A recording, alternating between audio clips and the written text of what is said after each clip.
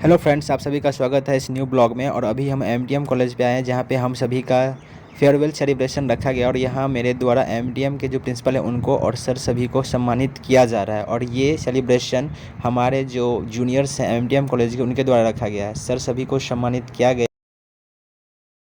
और यहाँ मेरे द्वारा अभिषेक भाई को सम्मानित किया जा रहा है और ये हमें इंद्रजीत सम्मानित कर रहे हैं, दोनों एक साथ कर दिए। ये अभिषेक भाई जिनको गमछा देके मैंने सम्मानित किया, ये मिथिला ब्लॉग्स आईडी चलाते हैं, ये जो दरभंगा को प्रमोट करते हैं। और ये एमएसयू के अध्यक्ष हैं इंद्रजीत कुमार, जिनको अभी मैंने गमछा पहन दिया है। और ये मिथिला ब्लॉग्स के जो अभिषेक भाई हैं वो मुझे गमछा दिए, सम्मानित किए। सभी का सम्मान समारोह होने के बाद हम लोग बहुत सारा नाश्ता किए, एंजॉय किए और सच बताएं बहुत मज़ा आया। ऐसा फेयरवेल फेस्टिवल पहली बार हमारे कॉलेज में हुआ था तो हमें बहुत आनंद आया।